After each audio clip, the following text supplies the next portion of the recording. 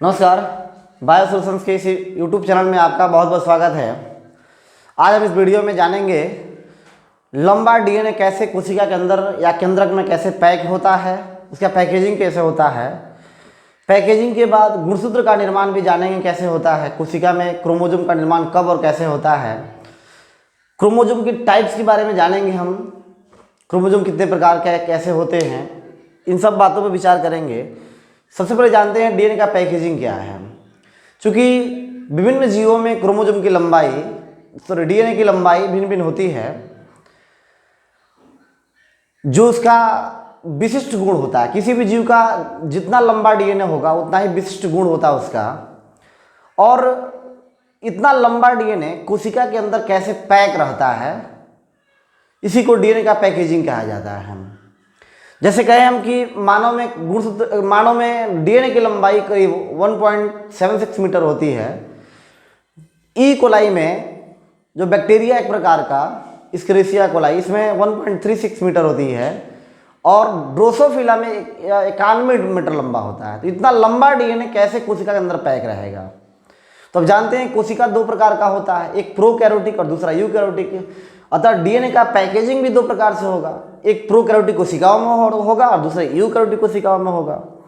Prokaryotic में केंद्रक नहीं है, इसमें स्पष्ट केंद्रक अभाव होता है, और यूकैरियोटिक कोशिकाओं में स्पष्ट केंद्रक पाया जाता है।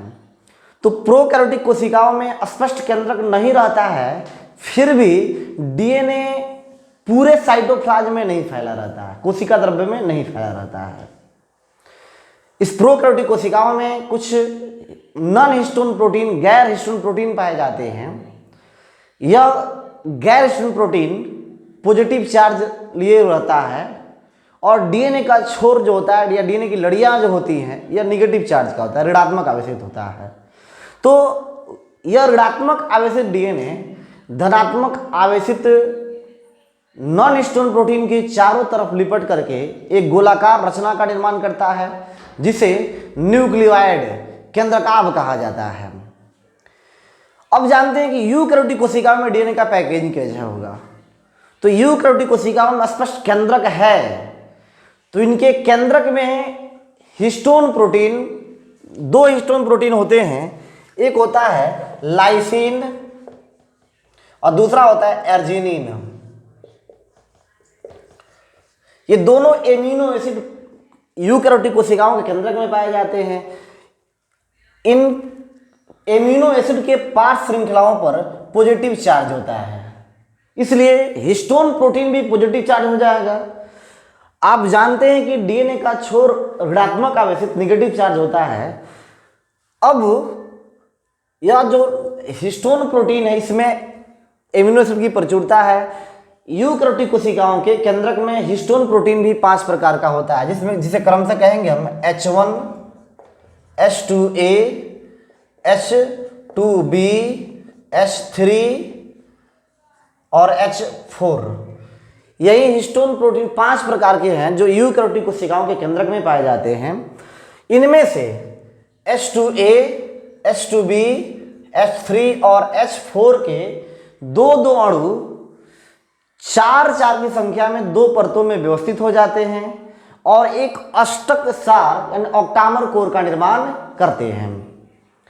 इसी ऑक्टामर कोर के चारों तरफ ऋणात्मक आवेशित डीएनए की लड़ियां 2 घेरों में लिपट जाती हैं, जिसे गोलाकार रचना का निर्माण हो जाता है। इस रचना को न्यूक्लियोसोम कहा जाएगा। आपने देखा कि प्रोकैरियोटिक कोशिकाओं में डीएनए का पैकेजिंग न्यूक्लियोइड के रूप में होता है, और यूकैरियोटिक कोशिकाओं में डीएनए का पैकेजिंग न्यूक्लियोसोम के रूप में होता है। देखिए यही रचना है न्यूक्लियोसोम का। हमने कहा कि H2A, H2B, H3 और H4 के दो अणु, H2A का 2 अणु, H2B का 2 अणु, H3 का 2 अणु और H4 का 2 अणु, ये मिल करके एक ऑक्टामर कोर का निर्माण कर लेते हैं। अष्टकसार का निर्माण कर लिया, और इसी अष्टकसार के चारों तरफ डीएनए की जो लड़ियां हैं 2 घेरा में, पहला स्ट्रैंड हुआ, ये दूसरा स्ट्रैंड हुआ, लिपट करके न्यूक्लियोसोम का निर्माण कर लेता है। ये डीएनए का पैकेजिंग है। इसमें जो रह गया H1 हिस्टोन प्रोटीन है, यह हिस्टोन प्रोटीन दोनों डीएनए को एक साथ लड़ियों को जोड़ देता है, जिससे ये संगठित अवस्था में पाई जाती हैं। इस H1 ईस्टर्न प्रोटीन का ये काम है कि दोनों लड़ियों को बांध दे और इसमें यह जो लिंकर डीएनए है यह दूसरे फिर न्यूक्लियोसोम का निर्माण कर सके। आप देखें रहे हैं, इसको आप डायग्राम के द्वारा बेहतर तरीके से समझ सकते हैं। ये द्विलड़ीय डीएनए है, डबल हेलिक्स ऑफ डीएनए है। ये